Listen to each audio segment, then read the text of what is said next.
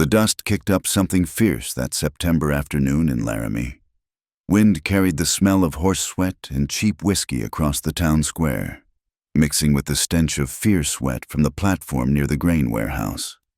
They called it a bride auction, though it wasn't nothing official. Just a way for the wagon master to rid himself of unwanted cargo women who'd lost their men on the trail, or those whose passage money had run dry. The auctioneer, a greasy fellow named Garrett, wiped his mouth with the back of his hand and hollered over the crowd. "Last one, boy's Mexican blood, but she can work." Elias Boone stood at the back, his hat pulled low against the sun. $2 silver clinked in his pocket, all that remained after the winter took his cattle. His boots had holes, and his stomach had been empty since yesterday's cornmeal. He hadn't come for the auction, just passing through to the feed store when the noise drew him. The woman stood straight despite the rope around her wrists. Dark hair fell loose past her shoulders, and a scar ran from her left temple to her cheekbone.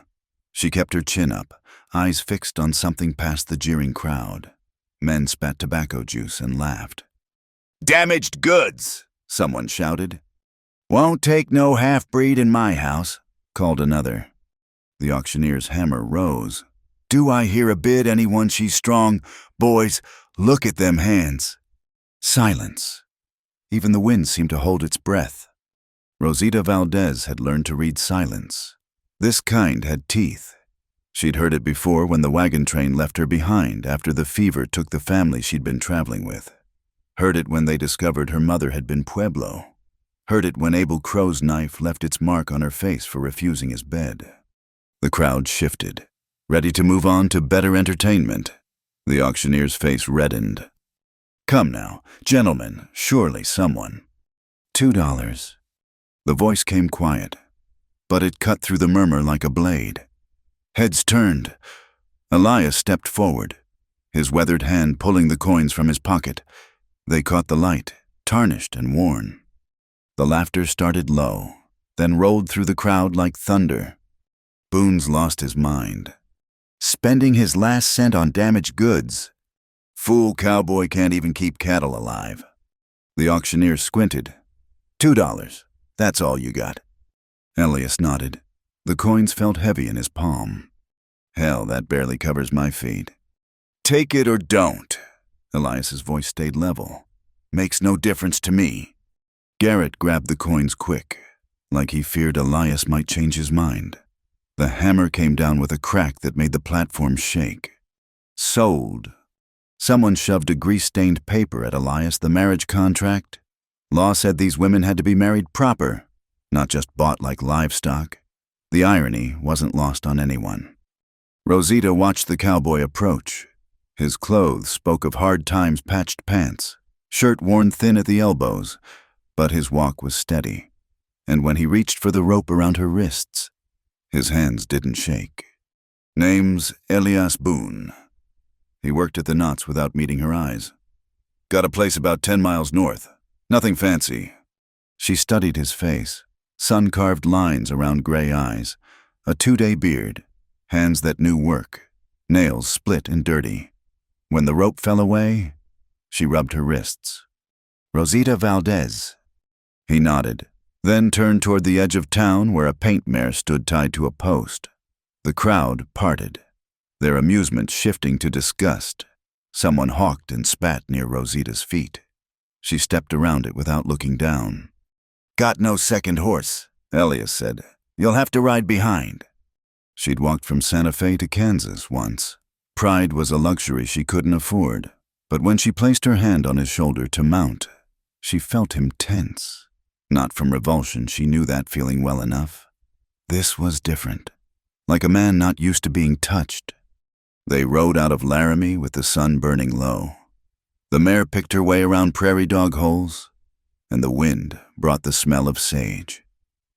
Neither spoke. What was there to say he'd bought her for $2, and she'd let herself be bought? The paper in his shirt pocket made them husband and wife in the eyes of the law. But laws were just words on paper. The trail wound north through bunch grass and scattered rocks. Elias kept the mare at a steady walk, mindful of the double weight. Once, when they crested a rise, he pointed east. "That's Willow Creek down there. My land starts at the bend." Rosita looked but said nothing. Land was land. It didn't care who claimed it. The sun dropped lower, painting the grassland golden red. A jackrabbit burst from cover, and the mare shied. Rosita's grip tightened on Elias's waist, and she felt the hard angles of too little food for too long. When the horse settled, she loosened her hold but didn't let go entirely. The prairie could be treacherous in failing light. "Why?" The word escaped before she could stop it. Elias was quiet so long she thought he wouldn't answer. Seemed like the thing to do. It wasn't an answer, but it was honest. More honest than the promises she'd heard from better-dressed men. The stars were coming out when they finally saw the ranch, if it could be called that. A wooden shack leaned into the wind, patched with whatever materials came to hand: tin, canvas, even what looked like an old wagon cover. A corral held maybe 20 head of scrawny cattle. The windmill by the well creaked and groaned, pumping rusty water into a trough. "Home," Elias said, and the word carried no pride, no shame, just fact. He dismounted first, then offered his hand. She took it, noting the calluses, the strength beneath the gentleness. Her feet hit the ground, and she swayed. How long since she'd eaten 3 days 4? "There's cornbread inside," he said. "Coffee, too, though it's been on the stove since morning." The house had 2 rooms. The first held a stove, a table, 2 chairs, and shelves near empty of goods. The second, glimpsed through a doorway, showed a narrow bed with a straw mattress, everything clean but worn past its prime. Elias busied himself at the stove, not looking at her. "You can have the bed. I'll take the barn." "No." He turned, surprised.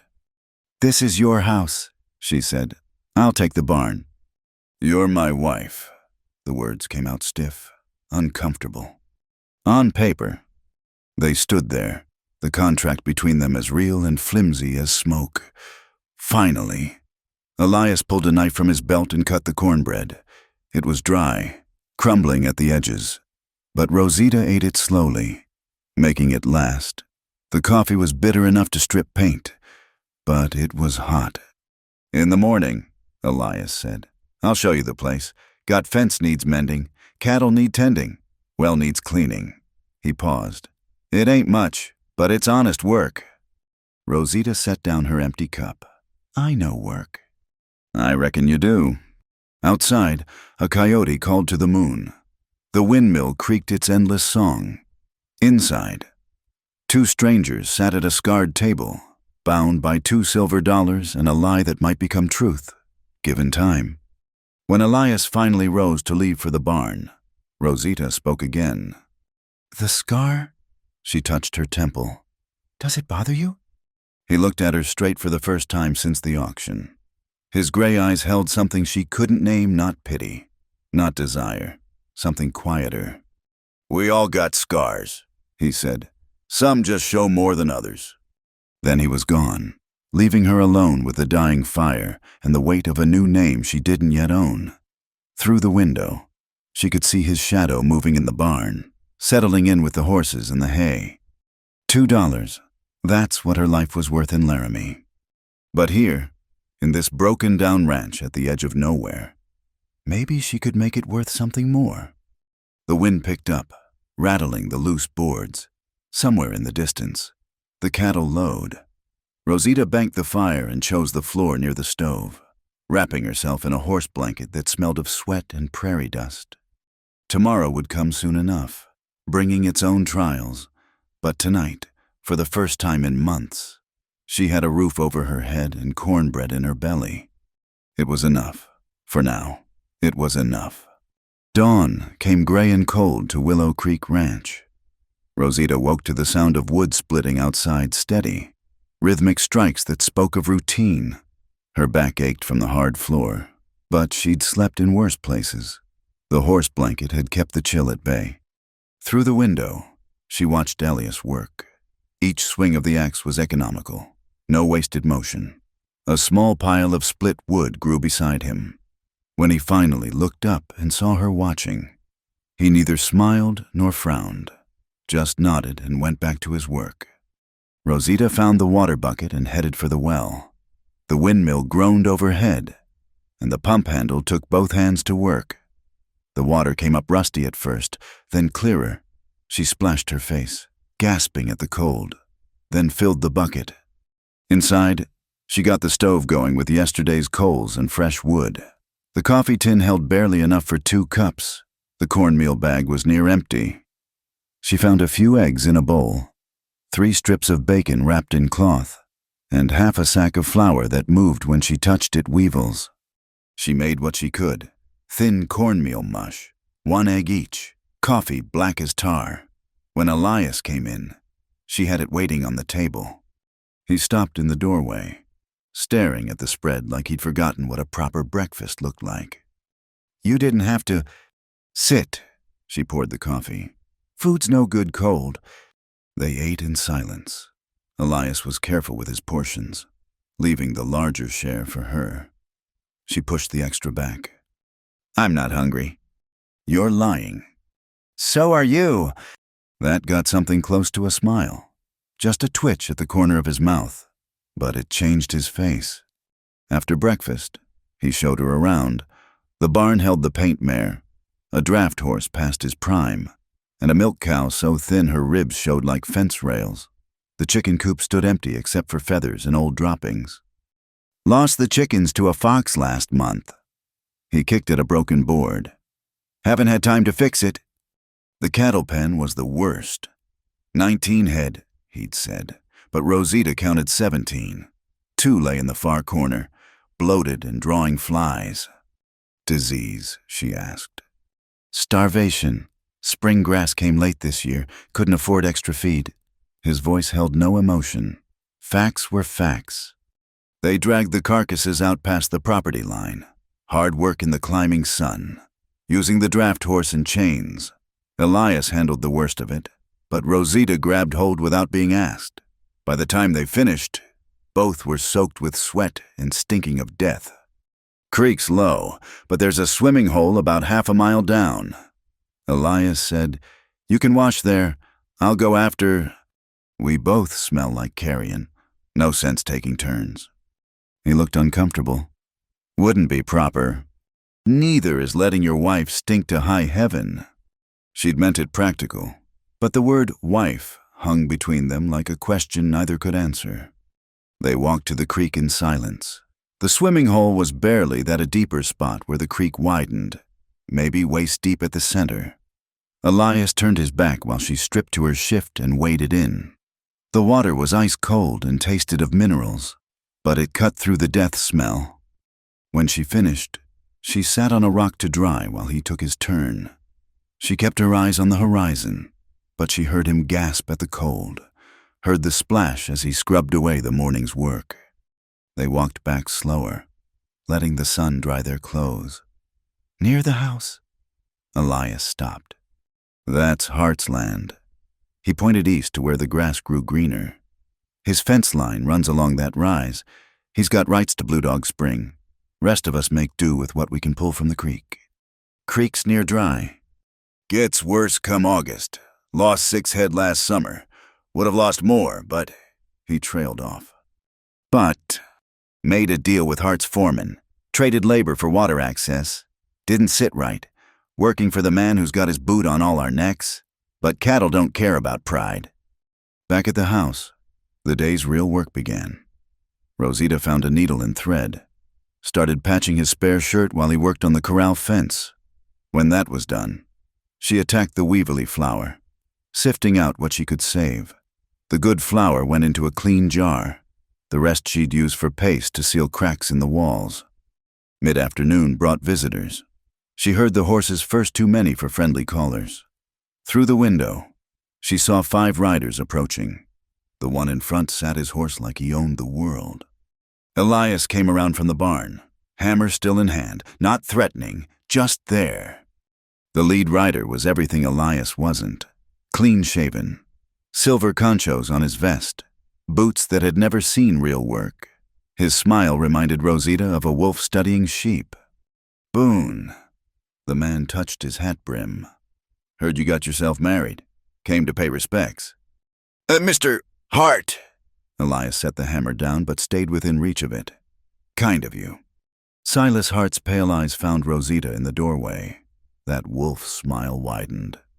"Ma'am, welcome to Wyoming territory." His gaze lingered on her scar. "I'm sure you'll find it accommodating."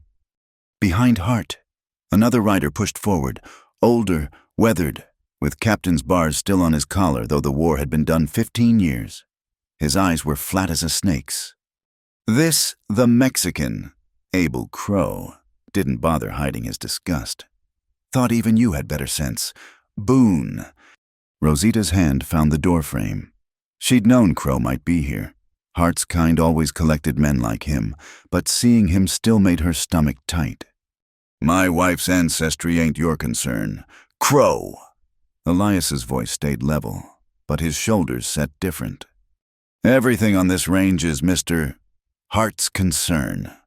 Crow said, "Including what kind of stock folks bring in." "Stock." Elias took a step forward. Hart raised a hand. All easy authority. "Now, Abel, no need for unpleasantness. We're here as neighbors." He looked back at Elias. "Though I am curious, Boone, how's a man with no money afford a wife?" "Same way he affords anything. Makes do." "Making do." Hart tested the words like wine. "That why you got 2 dead cattle stinking up the north pasture making do?" "Removed them this morning." "Good. Dead stock brings predators. Wouldn't want them spreading to better ranches." Hart's smile never wavered. "Speaking of which, my offer still stands. 300 for your land. Cash money. You could start fresh somewhere else. Maybe somewhere more suitable. Land's not for sale." "Everything's for sale. Boone, just a matter of price." Crow leaned forward in his saddle. "Maybe your wife has an opinion. Women are practical about these things." All eyes turned to Rosita. She stepped onto the porch, back straight despite the weight of their stares. "My husband gave his answer." The words came out steady, each one placed careful as stones in a wall. Crow's face darkened at the word husband. "Loyal?" Hart sounded amused. "How refreshing. Well, when you tire of making do, my offer stands. $300 buys a lot of cornmeal." His eyes swept the shabby ranch, or proper fence wire, or feed for what's left of your herd. He turned his horse with unnecessary flourish, sending dust toward the porch. The other riders followed, but Crow held back. "I know you," he said to Rosita. "From Santa Fe, the Valdez spread." She met his stare without flinching. "You're mistaken." "Don't think so. You cost me good money when you ran." Mr. Morrison was powerful upset when his translator disappeared. Had to explain to him why. "Crow," Hart's voice cracked like a whip. "We're leaving." Crow smiled, ugly and knowing. "See you around, Mrs. Boone." They rode off in a cloud of dust and horse sweat. Elias and Rosita stood frozen until the sound faded. Then he turned to her. Questions in his eyes she wasn't ready to answer. "Need to check the fence," she said, and walked away before he could speak. The rest of the day passed in careful silence. They worked opposite ends of the ranch, crossing paths only when necessary. But when evening came, they had to share the same small space again. Supper was meager, mush again, with the last of the bacon fried crisp to hide its age. They ate without talking, the lamp between them casting more shadows than light. Finally, Elias pushed back his plate. "Santa Fe's a long way." "Yes." "You were a translator." "Sometimes." "For Morrison's outfit." She looked up sharp. "You know Morrison?" "Know of him.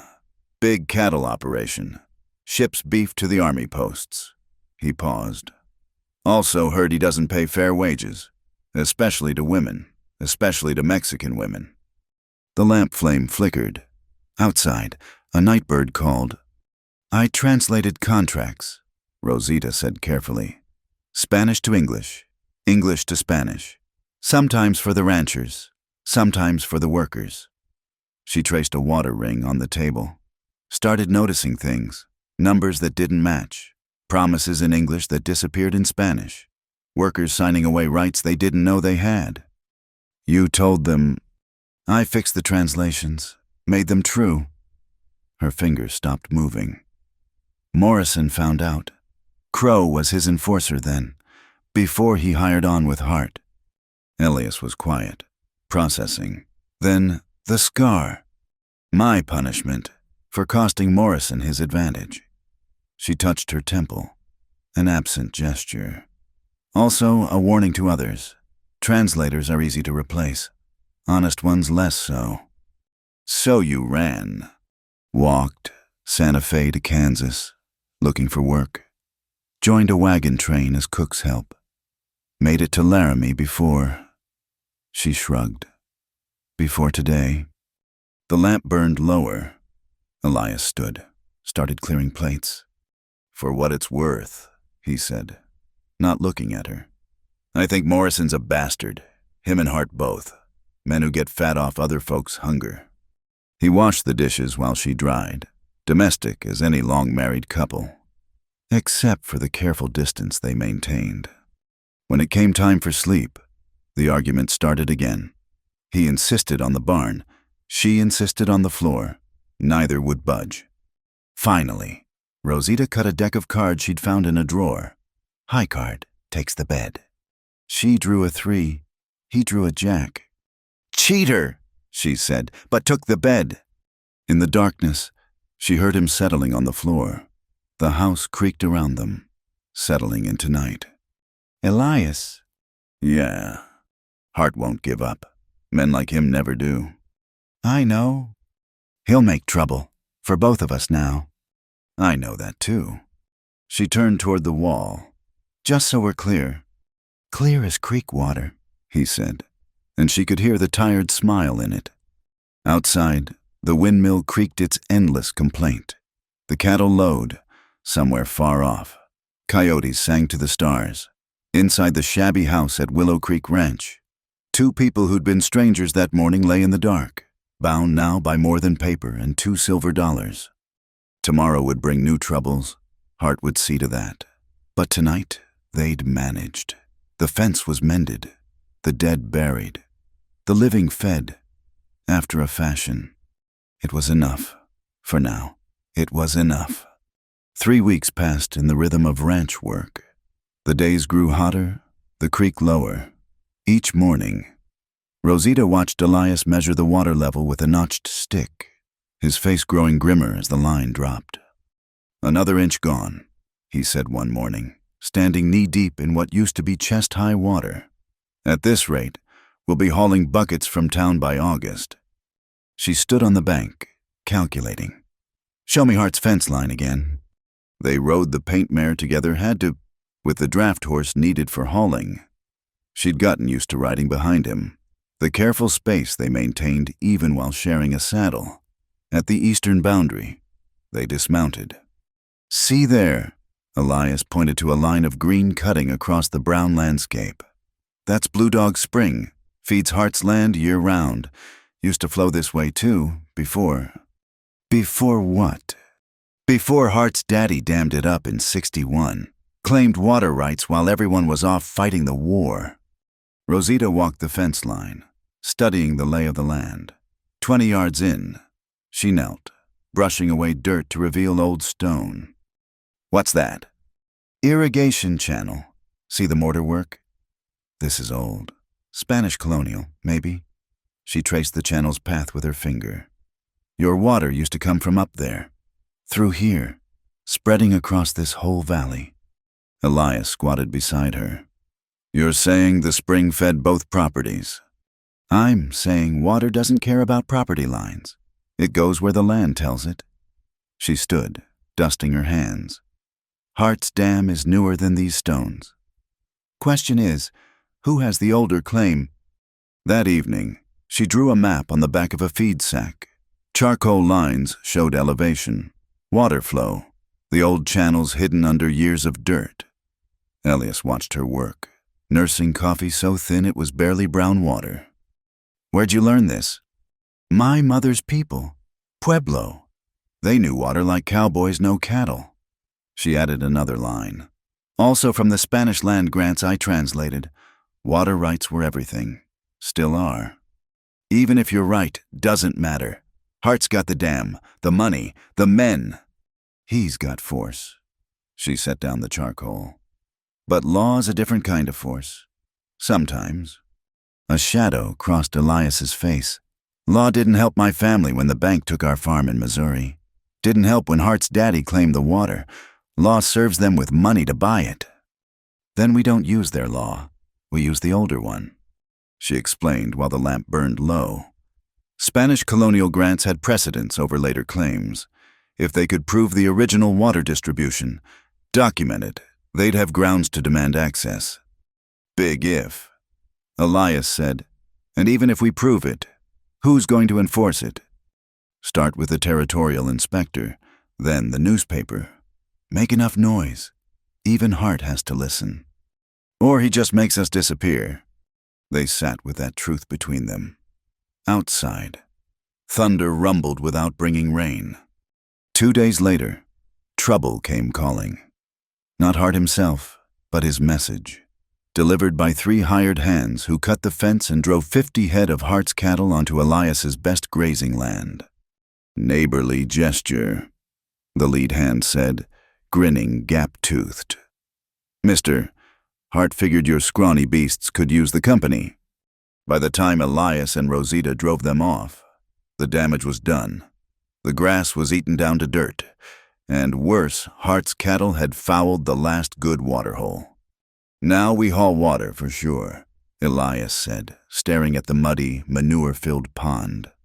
That night, Rosita found him sitting on the porch, rifle across his knees.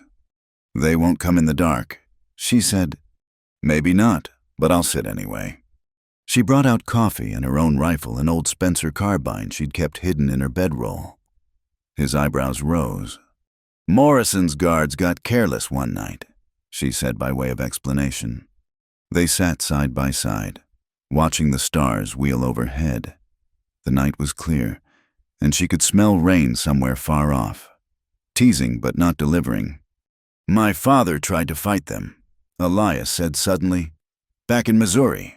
Hired a lawyer, filed papers, made noise. They burned our barn with the horses inside. Sheriff said it was lightning, though there hadn't been a storm in weeks." "What happened to him, your father?" "Hart gave out the next spring. Ma said it broke the day the horses died." He shifted the rifle. "I was 16. Took what was left and headed west. Figured to start clean." "Clean starts are a lie men tell themselves." "Maybe. But it's a lie that gets you through the day sometimes." A coyote yipped in the distance. Another answered. Soon the night filled with their chorus. "There," Rosita pointed. "See how that cloud blocks the stars, rain coming, but not here, 20 miles north. Maybe—" "You read weather too. Sky tells stories if you know the language." She leaned back against the wall. "That cloud will drop water on Hart's northernmost pastures. By morning, his cattle there will be fat and happy while ours scrape dust." Cheerful thought. "Truth often is." She turned to look at him. "But here's another truth. Hart's showing his hand too early. Means he's worried. About what we're barely surviving. About you not selling. About me being here.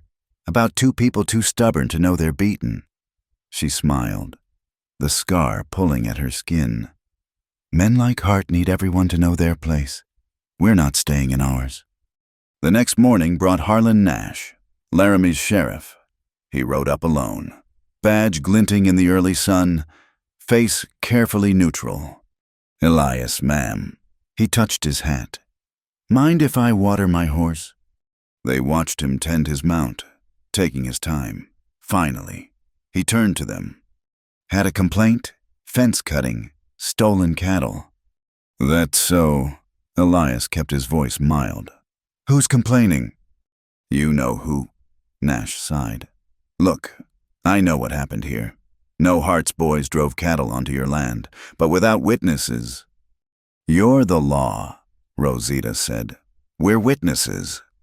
You're involved parties. Need someone neutral to speak up. He looked between them. And nobody neutral wants to cross Hart. They showed him the ruined waterhole, the cut fence. Nash took notes, going through the motions, but they all knew nothing would come of it. As he prepared to leave, he paused. Boone, you've been here 3 years, kept your head down, worked hard. Why pick a fight now? Elias glanced at Rosita. Wasn't planning on fighting, but seems the fight came anyway. Fights have a way of doing that. Nash mounted up. Word of advice, Hart's patience ain't infinite. Neither is mine. Keep this between you and him. Don't let it spread to town. After he left, Rosita spat in the dust. Law serves them with money to buy it. You were right. Being right doesn't fix fences or clean water holes. They worked in silence, stringing new wire, hauling bucket after bucket from the creek to refill the trough. By midday, they were both exhausted, hands blistered, backs screaming. That's when she saw it. Just a glimpse at first sunlight on metal where no metal should be. She touched Elias's arm, pointed with her chin. A rider on the ridge, watching. Crow, Elias said. Been up there an hour. You knew. Hard to miss. Man sits a horse like he's got a poker up his... He caught himself, like he's on parade. They kept working, but now every movement felt watched, measured.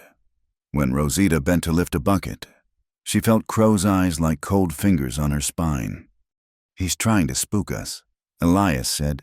Make us jumpy. It's working. That got a laugh, short and harsh. Yeah, me too. As the sun peaked, Crow finally moved, not leaving, just adjusting position to keep them in sight, like a cat watching mice. I know that game, Rosita said. In Santa Fe, before he moved to violence, he'd watch, let you know he was watching. Some folks broke just from that. We're not some folks. No, we're 2 people with 17 starving cattle and a well going dry. Elias set down his tools. You want to quit, take Nash's advice, find somewhere else? She thought about it, really thought about it. Somewhere else meant starting over again. New names, new lies, new threats. Here at least the danger had a face. No. She picked up her bucket. But we need help. Can't fight this alone. Who's going to help us, you heard Nash. Nobody wants to cross Hart. She smiled then, a real smile that transformed her face. Not nobody. There's always someone. We just need to find them. That evening, as Crow finally rode off and the sun bled red across the horizon, they sat at their rough table with the map spread between them.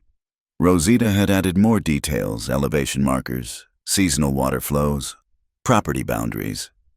Tomorrow's Saturday, she said. Town day. While you're getting supplies, I'll visit the land office, see what records they have. They won't talk to you. Mexican woman asking about water rights? They'll talk to Mrs.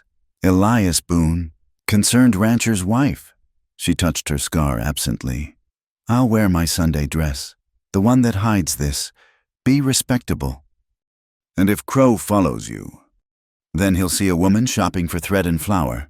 She folded the map carefully. What he won't see is which papers I read while the clerk's distracted.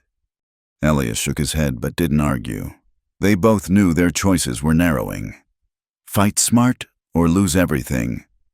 That night, she took the floor despite losing the card draw again. Said the bed was too soft after weeks of boards. He didn't believe her but didn't argue. Just handed down an extra blanket. Rain's coming, she said in the darkness. Real rain. 3 days, maybe 4. How can you tell? Wind shifted. Smell the sweetness. That's mountain rain. Still far off, but moving. Will it reach us? Maybe, if we're lucky. Haven't had much luck lately. No. She turned onto her side. But luck changes. Like weather. Just gotta last until it does. Outside, the windmill creaked, the cattle lowed, and somewhere in the distance, thunder rumbled like a promise or a threat, too far to tell which. The dust storm hit just after midnight. Not the rain Rosita had smelled, but its angry cousin, a wall of dirt and wind that turned the air solid. The house shook like it meant to tear apart. Elias jerked awake to the sound of wood splintering. The barn. They stumbled out together, Rosita grabbing the oil lamp. The wind snuffed it immediately. In the darkness, they felt their way by memory and terror. The cattle were screaming. That's what saved them. The sound guided them through the blind swirl. The barn door hung by one hinge, slamming back and forth. Inside, chaos. The animals pressed against the far wall, eyes rolling white with panic. "The gate's open!" Elias had to shout over the wind. Not just open, the rope holding it had been cut clean through. Military precision. Rosita's stomach went cold as she recognized the work. They fought the cattle back from the opening, Elias using his body as a barrier while Rosita grabbed anything that could serve planks, feed sacks, even the milk stool. The dust was like ground glass in their lungs. One heifer broke past Elias, heading for the door. Without thinking, Rosita lunged, caught the animal's halter.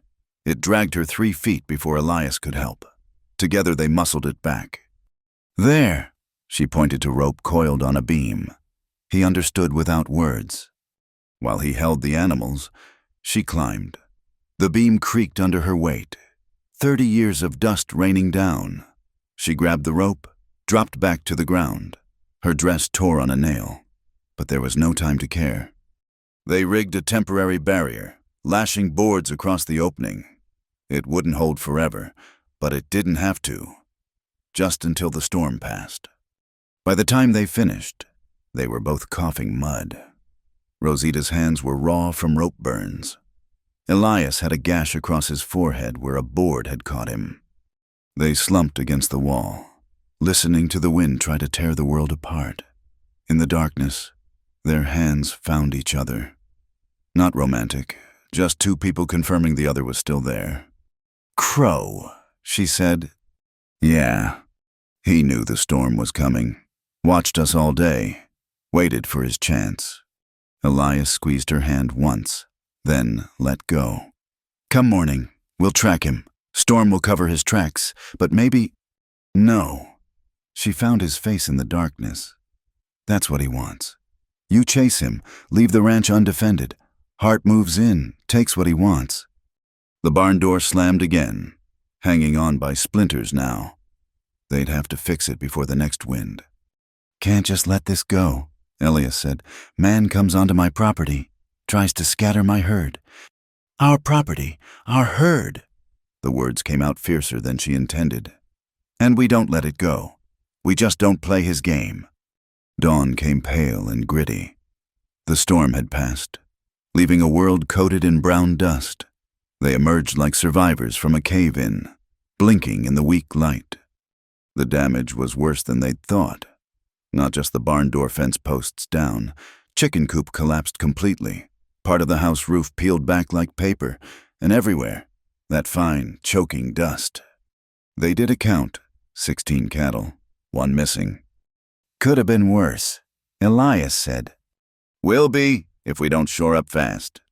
They worked without breakfast, without talk. First priority was the animals fixing the gate, checking for injuries, hauling water that was now more mud than liquid. Then the house roof, patched with whatever they could find. It was past noon when they saw the rider approaching. Not Crow, Sheriff Nash again. And he wasn't alone. A younger man rode beside him, wearing town clothes and spectacles. "Hell of a storm," Nash said by way of greeting. His eyes took in the damage, the makeshift repairs. "Everyone all right?" "Alive," Elias said. "That's about all." "This is Henry Garrett from the Territorial Surveyor's Office. He's got some questions about water rights." Garrett dismounted awkwardly, clearly more comfortable with papers than horses. "Mr. Boone, Mrs. Boone, I understand there's been some dispute about historical water access. Rosita and Elias exchanged glances. Who told you that? Had an interesting visitor yesterday. Mrs. Sarah Morrison said she had information about illegal water diversions affecting multiple properties. Garrett pulled out a notebook. She suggested I speak with you. Morrison. Elias couldn't hide his surprise. The cattle buyer's wife. Widow now, Nash corrected. Morrison died last winter. She's been going through his papers, settling affairs. Garrett adjusted his spectacles. She found several documents suggesting the Blue Dog Spring originally fed a much wider area. Spanish grants, early territorial surveys. Thought it might interest my office. Rosita's mind raced. Sarah Morrison. She remembered her from Santa Fe, a quiet woman who stayed in her husband's shadow. But she'd also been the one who always knew which contracts were real and which were forged. We'd be happy to help, Rosita said carefully, though our records were damaged in the storm. That was a lie. The map was safe in the house, but she wanted to know what game was being played before showing their hand. Garrett nodded. Mrs. Morrison mentioned you might have local knowledge, traditional understanding of water flow patterns. He looked at Rosita. She said you were familiar with such things. There it was. The widow Morrison remembered her. The question was why she'd help now. I know some, Rosita admitted. My mother's people lived here long before boundaries were drawn.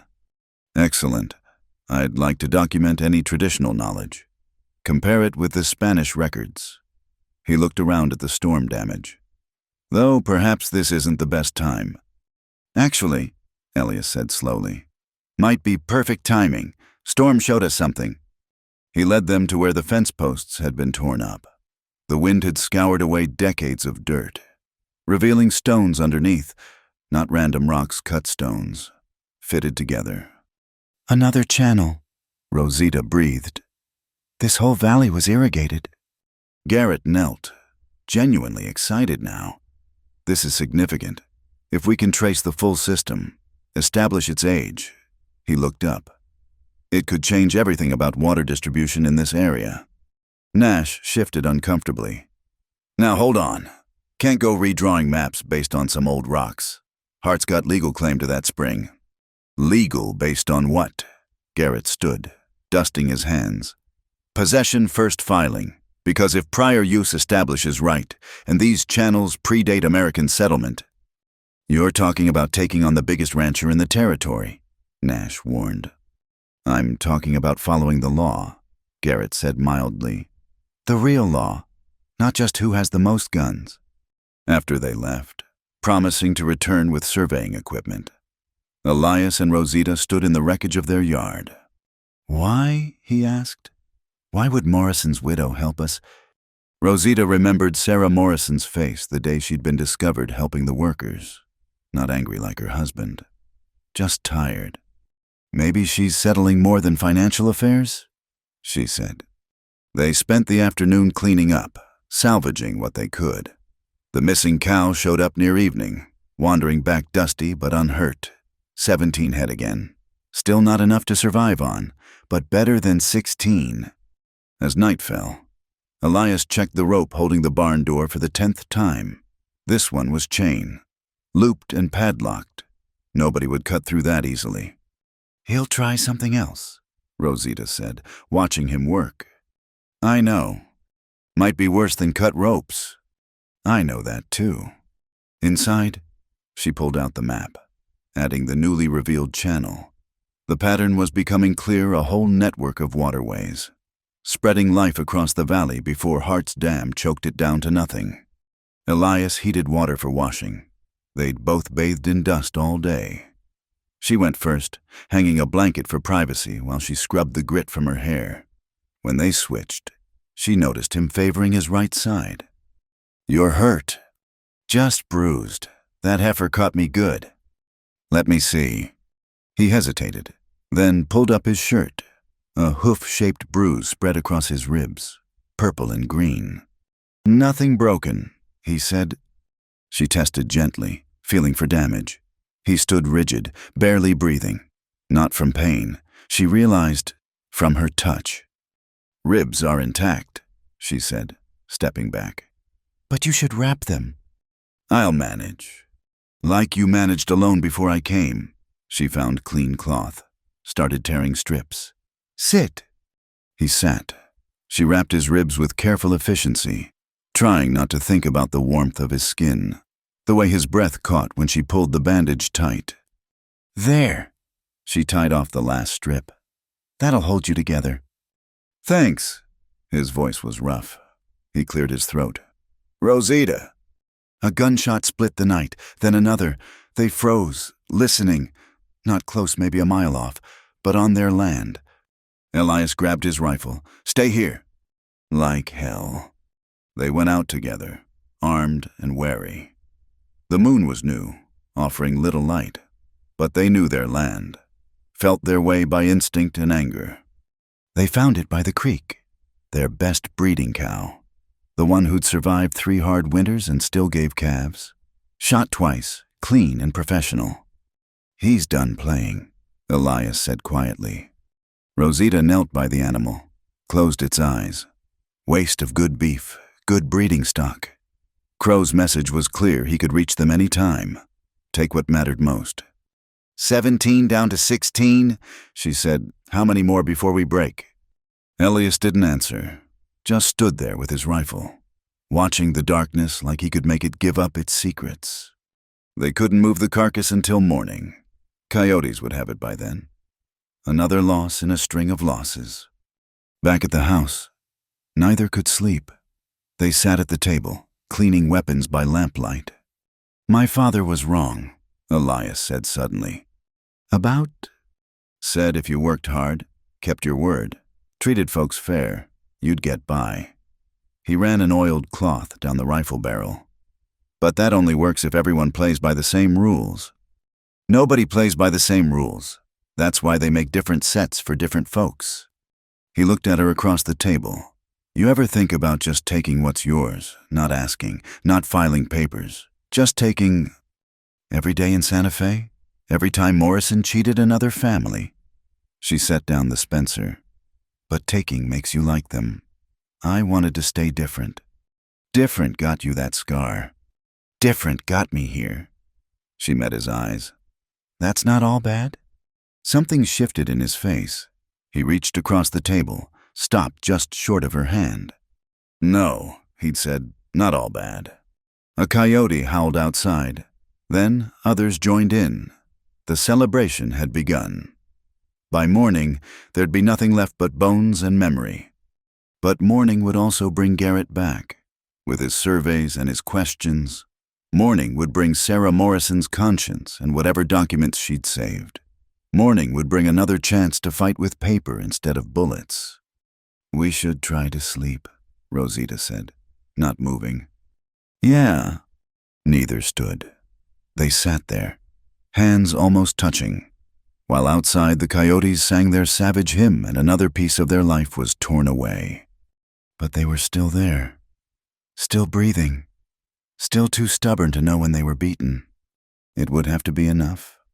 The new church stood half-finished at the edge of town, its raw lumber frame reaching toward heaven like a prayer.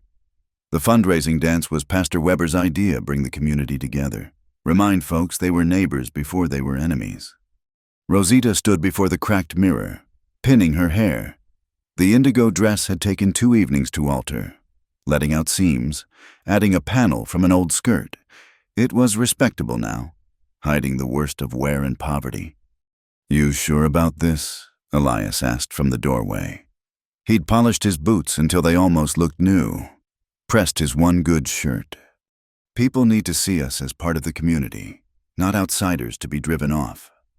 Dancing won't change their minds." "Maybe not, but hiding won't either." The ride to town was quiet. Rosita sat behind Elias on the paint mare, arms around his waist, feeling the tension in his body. 3 days since the cow was shot, 3 days of watching, waiting for the next attack. The church hall glowed with lanterns, fiddle music spilling into the street. They paused at the entrance, gathering courage. Inside, the dancing had already started, couples wheeling around the floor, children darting between adults, older folks watching from benches along the walls. Conversation stuttered as they entered. Heads turned, whispers rose. Elias's jaw tightened. This was a mistake?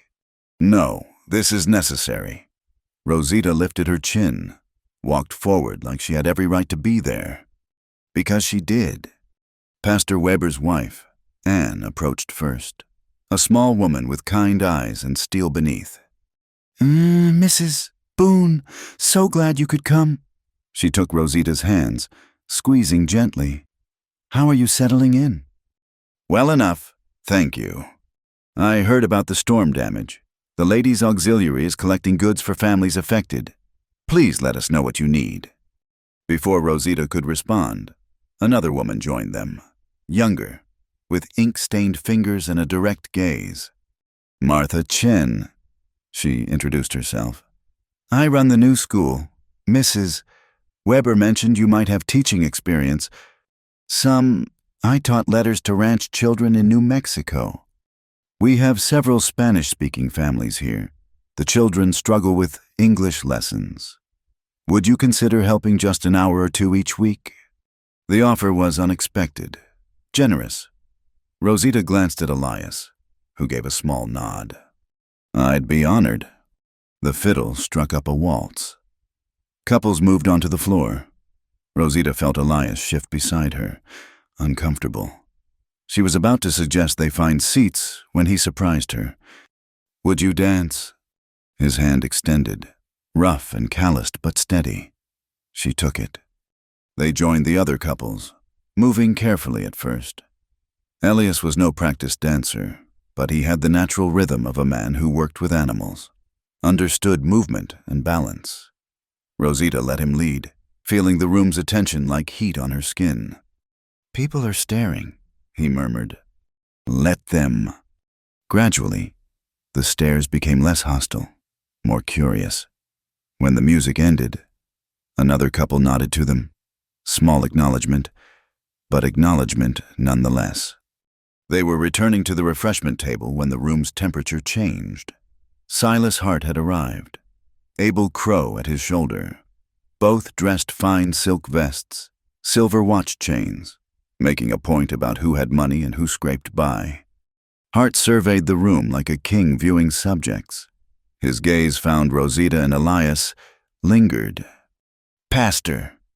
Hart's voice carried over the music. Fine gathering. Nothing builds community like charity. He stressed the last word, eyes still on them. The message was clear. Some here were charity cases. Others were benefactors. Know your place. Pastor Weber, to his credit, didn't rise to the bait. All are welcome in God's house. Mr. Hart. That's what builds community.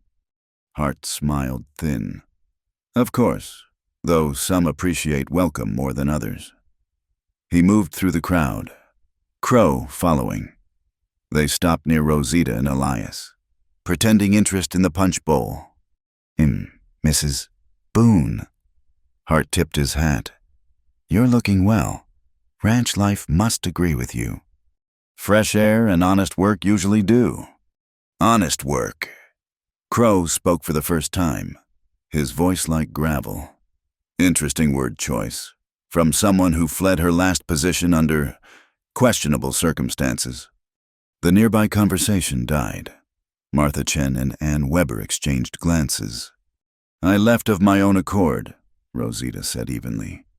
That's not how Mr. Morrison told it, before his untimely death. Crow's smile was ugly. Said his translator disappeared with certain documents, valuable ones. If Mr. Morrison lost documents, perhaps he should have kept better records. Or better servants. The word hung in the air like a slap.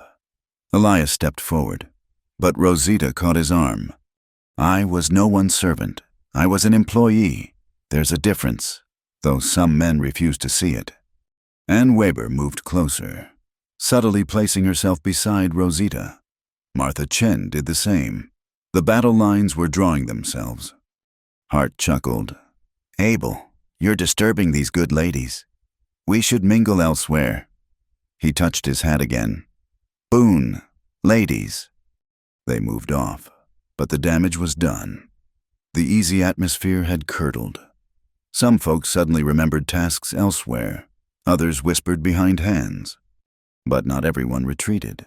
An older woman Rosita didn't know approached. That crow's a snake, she said bluntly. Known it since he started working for Hart. Don't let his poison get to you. Thank you, Mrs. Hoffman. My husband runs the feed store. She lowered her voice. He also keeps records of who pays fare and who doesn't. Might interest you to know Hart's been buying up debts. Quiet-like, getting leverage on half the county.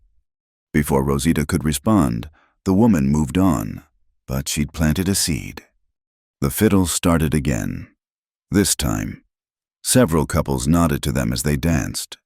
When they sat to rest, Martha Chen brought them water. Stayed to chat about the school. 2 other women joined, asking careful questions about Rosita's teaching experience. The Sandoval children especially need help. One said, they're bright, but so shy about their English. I'd be happy to work with them, Rosita promised. Across the room, she caught Hart watching. His casual pose didn't hide his irritation. He'd tried to mark her as an outsider, a thief. Instead, she was becoming part of the community fabric. Pastor Weber called for attention. Time for the fundraising portion donations for the church roof. People came forward, dropping coins and bills into the collection box. Hart made a show of his donation, gold coins clinking. When it was their turn, Elias pulled out $2 silver, the same type he'd paid at the auction, worn but honest. He dropped them in without fanfare. Every bit helps. Pastor Weber said warmly, the widow's mite often builds more than the rich man's gold. Hart's face darkened at the biblical reference. Crow whispered something in his ear. The evening wound down.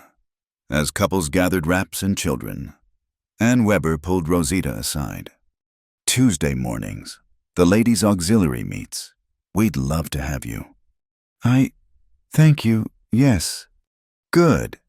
And Rosita, Ann's voice dropped. Sarah Morrison will be there. She's been asking about you. Outside, the night air was cool relief after the packed hall. Elias helped Rosita onto the mare, then swung up himself. They rode in silence until the town lights faded behind them. That went better than expected, Rosita finally said. You think? We danced. People talked to us. I have work at the school. And Hart showed his hand. He's angry. Good. Angry men make mistakes. Elias was quiet a moment. Then, you dance well. My father taught me. Said a woman should know how to move through a room like she owns it, even when she owns nothing. She paused. You weren't bad yourself. Liar. Only a little. They were laughing as they crested the hill above the ranch. The laughter died when they saw the light. Fire. The chicken coop was ablaze. Elias spurred the mare hard. They thundered into the yard, leaping down before the horse fully stopped. The coop was beyond saving old wood turned to eager flame, but the sparks were drifting toward the barn. The water barrels, Elias shouted. They worked desperately, dousing the barn wall, beating out embers that landed on the roof. The heat was savage, pushing them back even as they fought forward. Rosita saw at first lines of flame leading from the coop toward the house. Kerosene. Someone had laid trails, meaning for everything to burn. The house! She grabbed a shovel, breaking the fire line, throwing dirt on the creeping flames. Elias joined her. Together they smothered the trails, killed the spreading destruction. By the time the coop collapsed into glowing ruins, they'd saved the rest. They stood panting, faces soot-black, clothes singed. The mare had fled to the far pasture, neighing her distress. Could have been worse, Elias said. Was meant to be worse. We came home early. They were watching, knew when we left. Rosita kicked at the ashes where the kerosene trail started. Boot prints, quickly vanishing in the heat disturbance, but one partial print showed clear a military heel, regulation style. Crow. Can't prove it. Don't need to. We know. They spent the rest of the night on watch, taking turns. No more fire came, but sleep was impossible anyway. When dawn finally arrived, it lit the skeleton of the coop, the scorched earth, their exhausted faces. But it also lit something else. On the barn door, someone had carved words with a knife. Mixed blood go home. Elias stared at it, fists clenched. I'll kill him. No. Rosita touched the words, feeling the hate in every cut. That's what he wants. You attack him. Hart has excuse to destroy us legally. Then what? We build a better coop. We go to the auxiliary meeting. We teach the children. She turned to him. We live. That's the best revenge against men who want us gone. He looked at her soot-stained, exhausted, unbroken. Something shifted in his face. All right, he said. We live. The sun climbed higher, revealing the full damage. It would take days to clean up, weeks to rebuild. But morning also brought unexpected visitors. 3 wagons from town, loaded with lumber and supplies. Martha Chen drove the first wagon. Heard you had trouble. The school board authorized materials from the construction surplus. Ann Weber was on the second. The auxiliary gathered these goods, nails, wire, even some laying hens from Mrs. Hoffman. The third held the biggest surprise. Sarah Morrison, pale but determined, clutching a leather portfolio. Mrs. Boone, she said, I think it's time we talked about water rights and other things. They gathered in the house too many for the small space, but nobody minded. Sarah opened her portfolio, spreading papers on the table. My husband kept 2 sets of books, she said simply. One for the law, one for truth. These are from the second set. Maps, contracts, original Spanish grants with water distributions clearly marked, and more records of Hart's schemes, Crow's threats, the systematic destruction of smaller ranchers. Why? Ann Weber asked. Why keep such records? Sarah's smile was bitter. Insurance. My husband trusted no one, not even his partners. He thought these might protect him. She touched her black morning dress. He was wrong, but perhaps they can protect others. Outside, hammers began to ring as neighbors started rebuilding the coop. Inside, they planned a different kind of construction, a legal case that might change everything. Rosita caught Elias's eye across the crowded room. He nodded once, understanding. They would live, they would build, and maybe, just maybe, they would win. The town council voted on Thursday. 7 for the water-sharing trial. 5 against, not overwhelming, but enough. Starting Monday, Blue Dog Spring would be open 2 hours each morning for downstream ranchers. It's a start, Henry Garrett said, rolling up his survey maps. If it works, we can push for permanent redistribution. Hart hadn't attended the meeting. His absence spoke louder than any protest. That night, Rosita strung small bells along wire near the house. An old trick from the sheep camps, any disturbance would sing warning. Expecting trouble? Elias asked. Expecting is different from ready. She tested a bell, listening to its bright chime. My grandmother said the coyote announces himself. The mountain lion comes silent. They didn't have long to wait. Just past midnight, the bells sang. Not the random jingling of wind, but rhythmic disturbance, someone moving careful but not careful enough. Rosita woke Elias with a touch. They'd taken to sleeping in shifts since the fire, fully dressed, weapons close. Now they moved without words, him to the front window, her to the back. 4 riders in the yard, dark shapes against darker sky. One dismounted near the temporary dam they'd built to channel their creek share. Dynamite, Elias breathed, even whispered. The word carried weight. They'd blow the dam, flood the lower pasture, make it look like the water distribution failed naturally. Clever. Hart's kinda clever. Rosita counted heartbeats, waiting. The man at the dam lit a cigarette fool move. Night blind himself with the flame.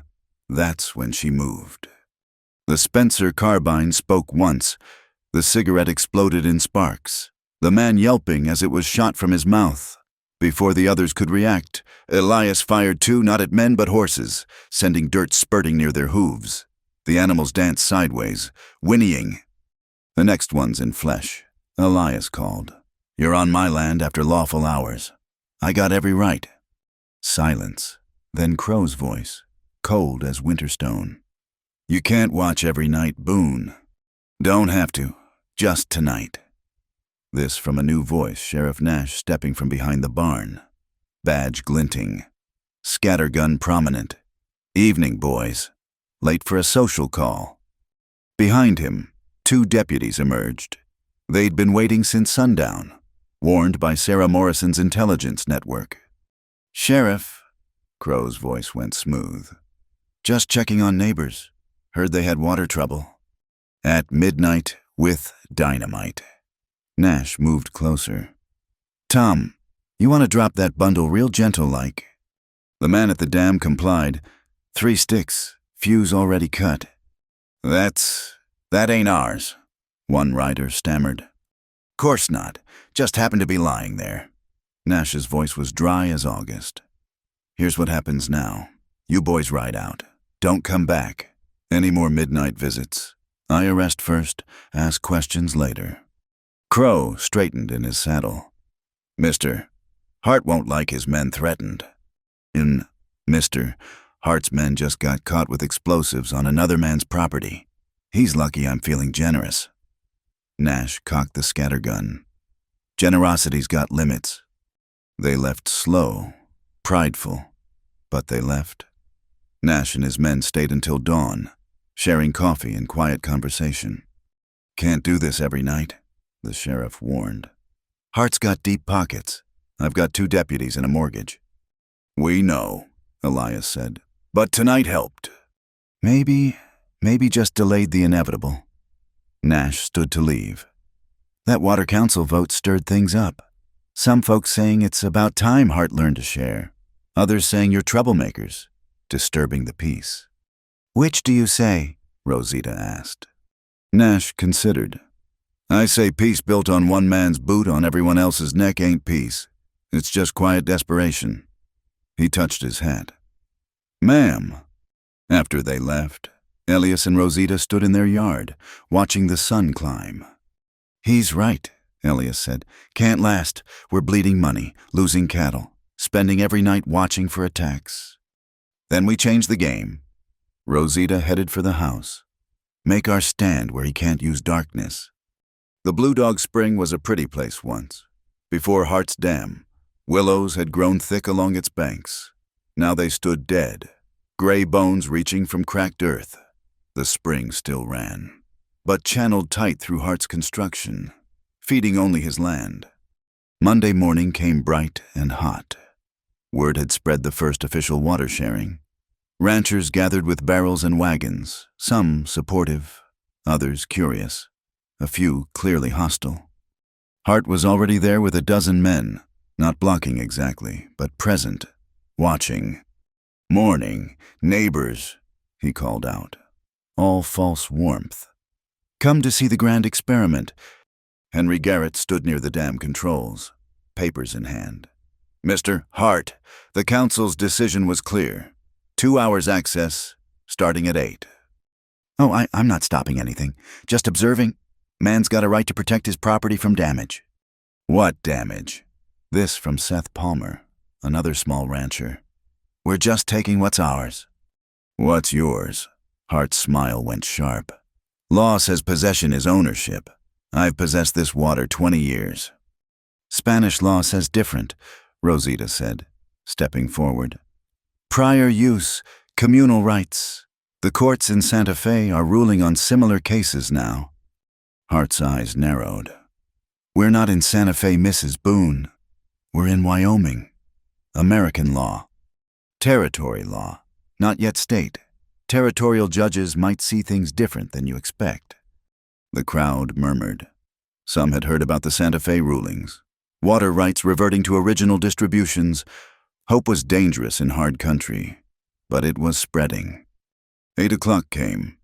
Garrett opened the dam gates. Water, clear and cold, flowing into the old channels. Men who hadn't seen free water in years stood transfixed. Some removed their hats, like witnessing something holy, which maybe they were. The sharing went smooth at first. Each rancher took their allotted time, filled barrels, moved aside for the next. Elias and Rosita waited their turn, watching Hart watch everyone else. Then young Ben Cooper's wagon wheel stuck in the softened earth near the channel. As men moved to help, one of Hart's riders spurred forward. Blocking the flow, that's property damage. He swung a rope, meaning to snag the wagon, pull it rough, but Rosita was already moving. She caught the rope mid-throw, yanked hard. The rider, overbalanced, tumbled from his saddle into the mud. Laughter rippled through the crowd. Even some of Hart's men cracked smiles. The fallen man came up spluttering, reaching for his gun, but froze at the sound of multiple hammers cocking. Not from Hart's men or the sheriffs. From the other ranchers, Seth Palmer, the Hoffman brothers, even timid Walter Briggs. They stood with guns out, faces set. "Boy slipped," Palmer said mildly. "Happens to everyone." The moment stretched taut. Then Hart laughed, loud and performative. "Stand down, everyone. Just high spirits." He helped his muddy rider up, but his eyes promised retribution. Wouldn't want anyone hurt over a little water. The rest of the sharing passed without incident. But something had changed. The small ranchers had stood together, shown spine. Hart had seen it, filed it away. As Elias filled their barrels, he noticed something. "Rosita, look at the flow!" She knelt, studying the water's movement. Where it hit the old channels, green showed at the edges. Not much, just moss, but living things responding to water's return. "Give it a season," she said. "This whole valley could green again. If we last a season." That evening, Sarah Morrison visited. She'd lost weight since her husband's death, but gained something else steel in her spine. "I've been writing to the territorial capital," she said, spreading letters on their table. "Judge Franklin owes me favors from when my husband backed his appointment. He's agreed to review the water cases personally." "When?" Elias asked. "Next month, but—" She hesitated. "Hart knows. He's been buying up more debts, forcing sales. If he owns enough land around the spring, the communal rights argument fails." Rosita studied the letters. Legal language twisted like snakes, but the meaning was clear. They had a chance, but time was short. "What do you need from us?" "Stay visible. Keep using the water. Every day you survive proves the sharing works." Sarah gathered her papers. "And be careful. Hart's running out of patience." After she left, they sat quiet. The lamp burned low between them. "I need to tell you something," Elias said suddenly. "About the auction." Rosita waited. "I wasn't there by accident. I'd heard there was a woman needed help. Mexican woman who'd stood up to powerful men." He met her eyes. "I went planning to help. The bidding was just the only way I could think of." "You knew about Morrison, about me." "Not everything, just enough." He pulled something from his pocket, the 2 silver dollars he'd kept. "These were my father's. Last thing he gave me before he died. Said keep them for something that mattered." She stared at the coins, understanding shifting inside her chest. "So you didn't just buy damaged goods cheap?" "You were never damaged goods, never goods at all." His voice went rough. "You were someone brave enough to tell truth when lies paid better. Figured someone like that deserved better than what they were offering." The space between them hummed with possibility. Then Rosita reached across, covered his hand with hers. "Elias Boone, you complicated, quiet fool of a man. Is that good or bad? Haven't decided yet." But she was smiling when she said it, and her hand stayed on his. Outside, night sounds swelled coyotes. Wind, the creak of their new windmill pulling water from deep earth. Inside, two people sat in lamplight, hands touching, planning tomorrow's battles. The bells on the wire sang softly, moved by breeze not trouble. For now, just for now, that was enough. In the morning, they'd face Hart's next move. The water sharing would continue or fall apart. The legal challenge would proceed or fail. But tonight, they had water in their barrels, hope in their hearts, and each other. The coin sat between them, witnesses to transformation. What started as rescue had become partnership.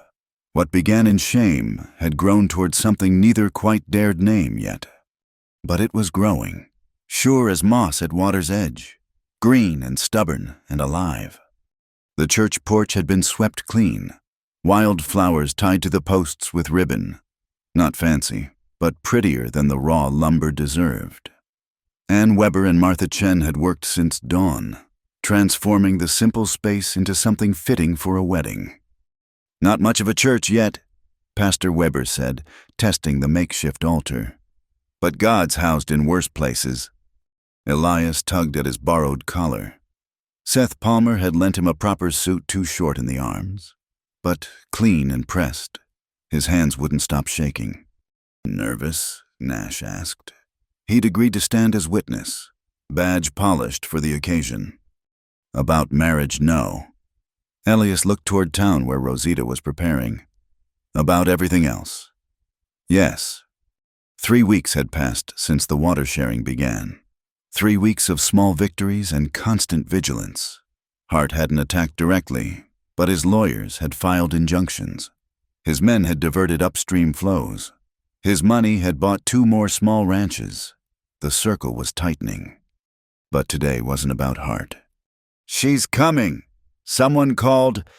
The small crowd turned. Rosita walked up the dusty street, Sarah Morrison and Ann Weber flanking her. She wore a simple cream dress, nothing new, but cleaned and mended with care. Her hair was pinned up, revealing the scar she usually let fall forward to hide. Today she hid nothing. Elias forgot to breathe. They'd been married on paper since the auction, lived as careful partners, growing closer through shared work and danger. But this was choice, public declaration. No money changing hands, no desperation driving decisions, just 2 people choosing each other. Rosita reached the porch, took his offered hand. "Ready?" she whispered. 3 weeks ago, I'd have said yes. Now I know you better. He smiled at her expression. Still yes, just nervous about it. Pastor Weber opened his worn Bible. "Friends, we're gathered here to witness something already begun. These 2 have been bound by law. Today they bind themselves by choice." The ceremony was simple. No fancy vows, no elaborate promises. When it came time for rings, Elias produced something unexpected, a band carved from horn, polished smooth.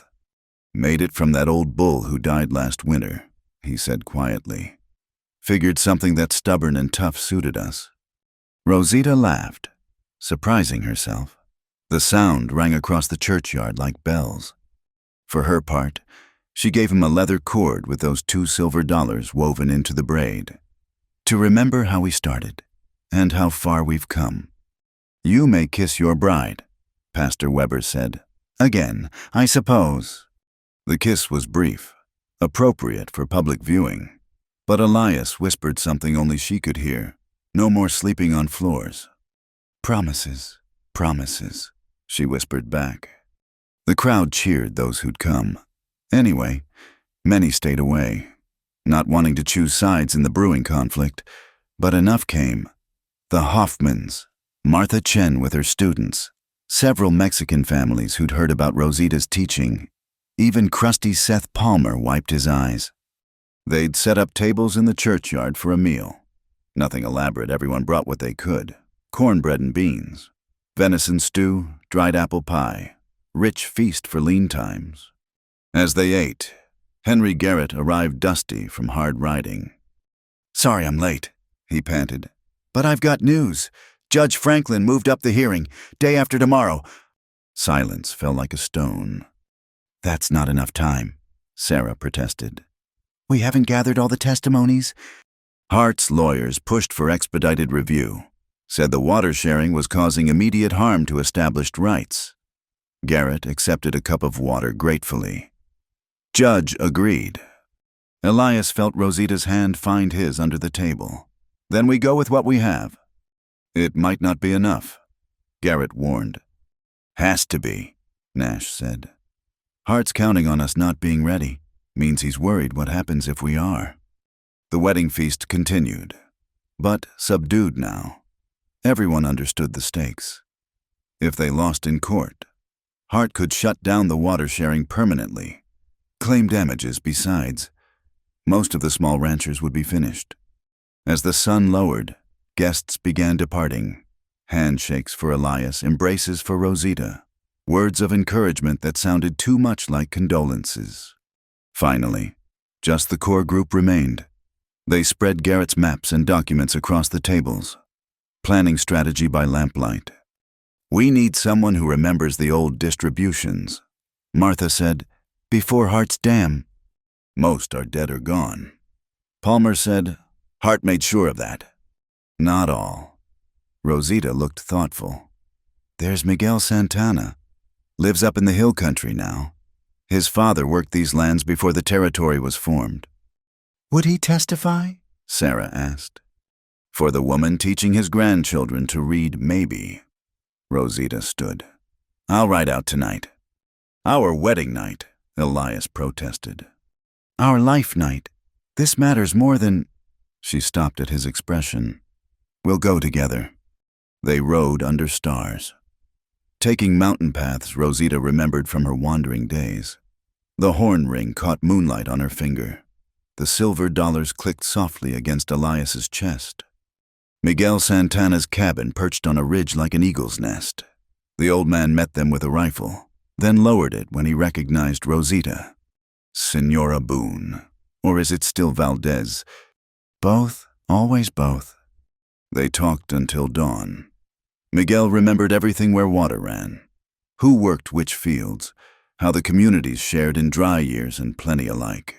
More importantly, he had papers, old Spanish grants his father had saved, thinking someday they'd matter again.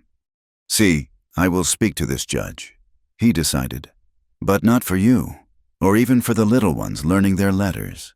I speak for the water itself. It remembers the true channels. They rode back as sun painted the peaks gold. At the ranch, they found unexpected visitors, 3 more old-timers, Mexican and Anglo both, who'd heard about Miguel agreeing to testify. If Santana's speaking up, reckon we should too, one said. Been quiet too long. The rest of that day blurred gathering testimonies, organizing documents, preparing for the journey to the territorial capital. No time for wedding celebration, barely time to eat. But that night, finally alone, they stood in their small house. Same walls, same furniture, but everything felt different. Some wedding day, Rosita said, You expected different. Expected no, hoped maybe a little. She touched the horn ring. Though I wouldn't trade it. Fighting for our future seems fitting for us. Elias pulled her close. We'll have other days, quiet ones. After... She leaned into him. I like the sound of after. They had one night to be new married folks before the fight resumed. They made it count. Dawn came too soon. Time to load the wagon, gather the witnesses, make the day's journey to court. The whole community turned out to see them off, those who supported them openly, and those who watched from doorways, too fearful to show support but unable to look away. Hart's men lined the street as they passed. No violence, too many witnesses, but the threat hung thick as dust. Crow touched his hat mockingly as they passed. Enjoy the trip, he called. Shame to waste money on lawyers when you'll need it for moving expenses. Elias kept his eyes forward, hands steady on the reins. But Rosita turned, met Crow's stare directly. We'll see who's moving, she said clearly. The convoy headed out 2 wagons of witnesses and documents, riders flanking for protection. At the edge of town, Pastor Weber stood with his Bible raised in blessing, and beside him, Martha Chen with her students waving. "Look," Rosita said quietly. Along the fence lines, in doorways, behind windows, people watching. Some raised hands slightly, others just nodded. The quiet ones, the scared ones, the ones who'd given up hope, all watching to see if fighting back was possible. "No pressure," Elias muttered. "All the pressure," Rosita corrected. "But that's why we fight, not just for us." The road stretched ahead, dusty and uncertain. Behind them, their small ranch waited, protected by neighbors who'd promised to watch. Ahead lay lawyers and judges and the machinery of law that usually ground poor folks under. But they went anyway, a newly wedded couple in a borrowed wagon, carrying water-stained maps and old men's memories and the wild hope that justice might flow like water, finding its true channel despite the dams men built. The silver dollars rode against Elias's heart. The horn ring circled Rosita's finger, and somewhere between what was and what might be, 2 people who'd started as strangers rolled toward a reckoning. "Whatever happens," Elias said, "I'm glad we're facing it together." "Together," Rosita agreed.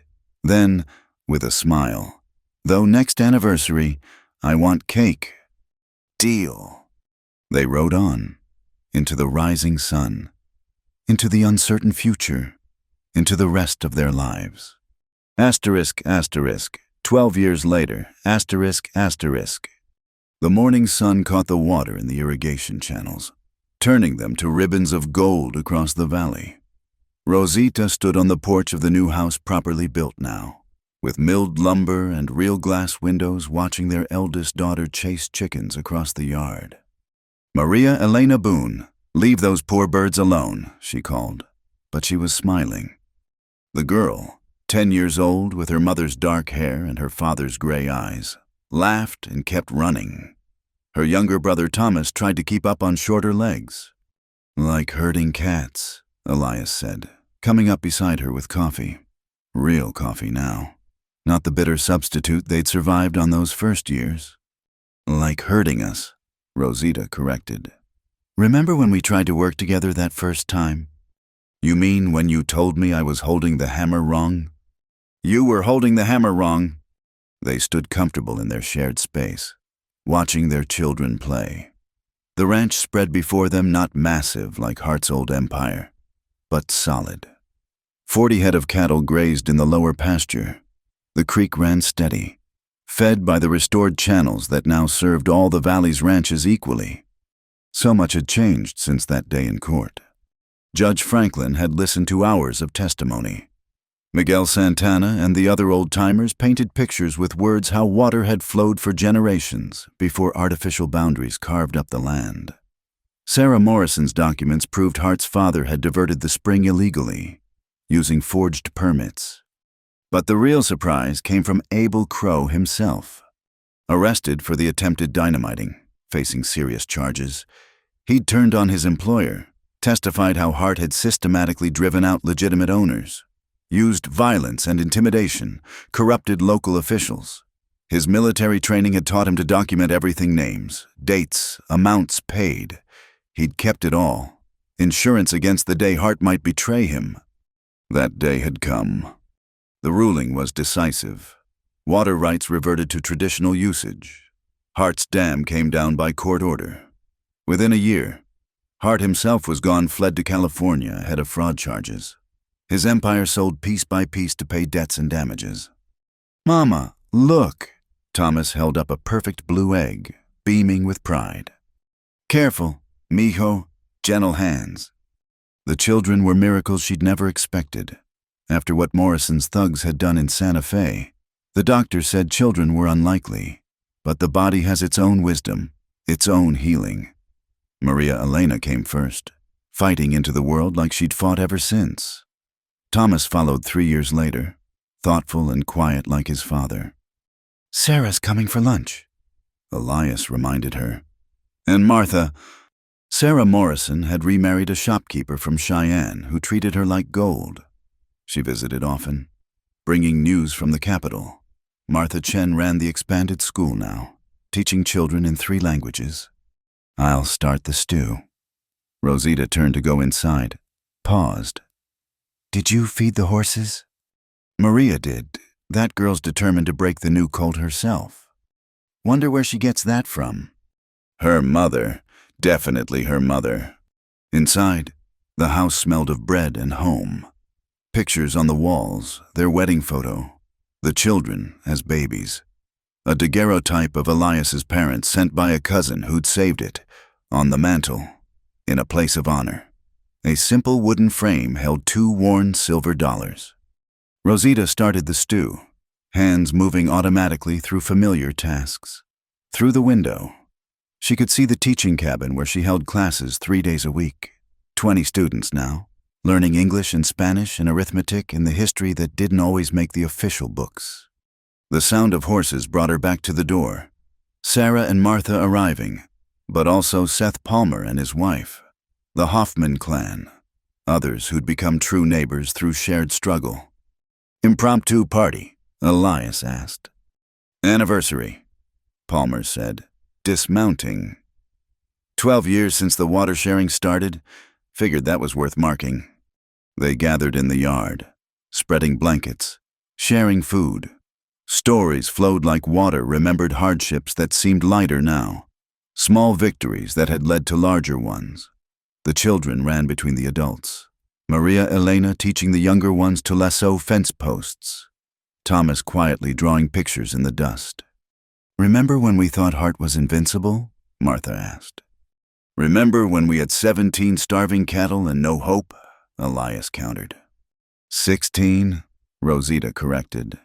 "After Crow shot the breeding cow. 15 and a half if you count that skinny yearling," Palmer added. They laughed, the kind of laughter that comes from surviving storms together. As afternoon wore toward evening, people began departing. Chores waited for no celebration, but Sarah lingered, watching Rosita's children play. "Any regrets?" she asked quietly. Rosita considered. "About the life you might have had, if you'd stayed in Santa Fe, if you'd taken a different path." "Every path has its stones." Rosita touched the scar on her temple, faded now but still visible. "This one led here. I'll take it." Sarah smiled. "Jonathan's been offered a judgeship. We're moving back to the territory." "Sarah, that's wonderful. I wanted you to know first. Well, second. I told Jonathan he had to accept. We've been away too long." She paused. "There's still work to do. Water rights are just the beginning. Labor laws, education access, voting rights. Changing the world again. Changing our corner of it. That's all we can do." After the guests left, as purple dusk settled over the valley, Elias found Rosita sitting by the creek, their creek now, flowing free and clear, the way nature intended. "Good day," he asked, settling beside her. "Good day. Good years." She leaned against his shoulder. "That first night, when you slept on the floor and I took the bed, did you imagine this?" "This, no. Hoped for surviving. Maybe a few good seasons. Not—" He gestured at the green valley, the solid buildings, the evidence of life well lived. "Not this." "I did," she admitted. "Not the details, but sitting at that bare table, eating cornmeal mush. I thought we could build something here, something that lasts." Stubborn woman. Stubborn man. Maria Elena's voice carried from the house. "Papa Mama Thomas put a frog in my bed." "Your son," Rosita said. "My son when he's in trouble. Your son when he wins the spelling bee."